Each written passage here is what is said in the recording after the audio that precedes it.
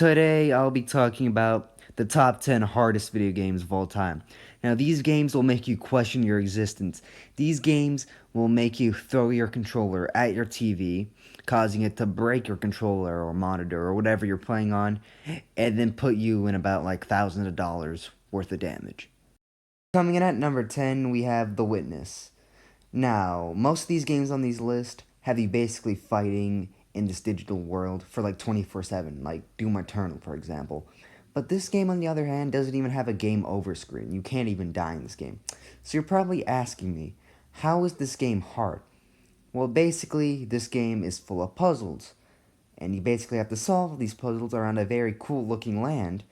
And you can do them in any order you want, but some of them will have you stumped for longer than they should. And yeah, trust me. You have to play it to understand, but point is, they're stupidly hard. Now, coming in at number 9, we have Celeste. Now, the main campaign is very challenging, but it is very manageable and not as hard as the other main campaigns on this list. So you're probably asking me, yet again, how is this game on this list? Well, if you ever played a platformer before, you know that there's optional content. And on one hand, you have B-sides, which is a harder version of each level unlocked by the game, basically. But when you manage to get the C-sides, that's when the game gets hard.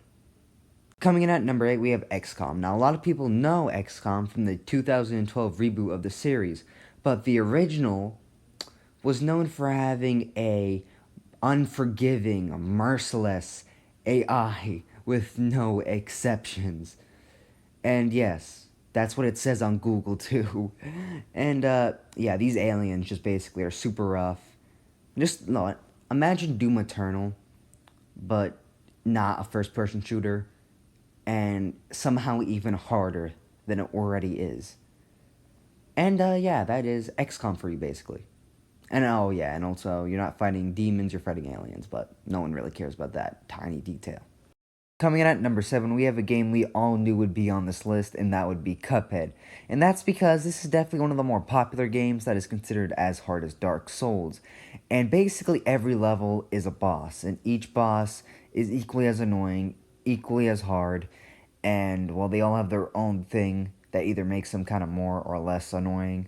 But at the end of the day, this game is super hard, and if you complete it, you definitely have my respect, because I cannot get past the third boss. Coming in at number 6, we have Contra. Now, you get 30 lives in this game, and it is a 2D platformer, so all you have to do is basically run and shoot.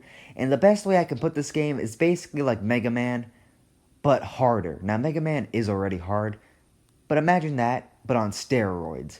That's basically this game, because if you do not shoot and kill every single moving target in your path, you're just not gonna win. Yeah, it really does suck.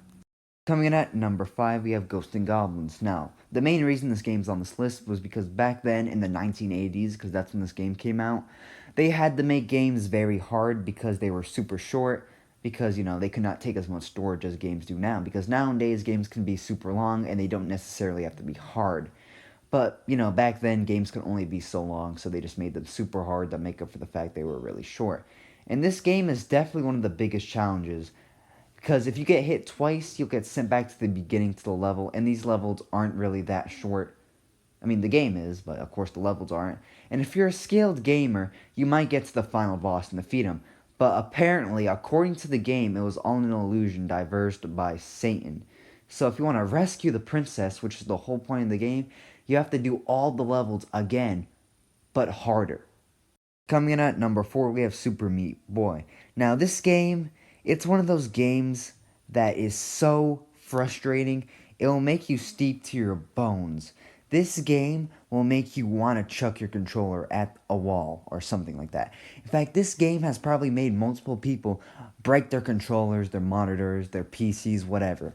It's one of those games, if you know what I mean. Now, on the flip side, it is very rewarding if you complete a level. But, you know, if it's something is that rewarding, it's definitely not easy to do. Coming in at number 3, we have Prinny, Can I Really Be a Hero?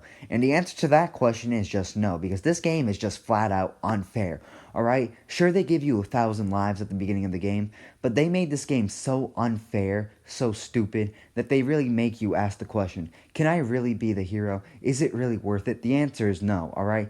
If you want the game to just straight up make fun of you, like, you spent your good, hard-earned money on this game, and all they do is basically just shove a middle finger in your face and say, figure it out for yourself. Coming in at number 2, we have Dwarf Fortress. Now, in this game, as soon as you get into it, it's very interesting because apparently the official name is Slaves to the Armrock, God of Blood Chapter 2, Dwarf Fortress. But people just call it Dwarf Fortress because, that full name is kind of stupid. Anyways, if you think the name is stupid, just wait until you get to the game because you have to create a wealthy and most importantly defensible fortress. Because the name actually doesn't seem too bad when you realize just how hard the game can get. Now, I'm not going to get into details because, I just really don't want to here. But, basically, if you want to suffer, if you want to know what it feels like to lose everything you got, play this game. Because you'll enjoy it then.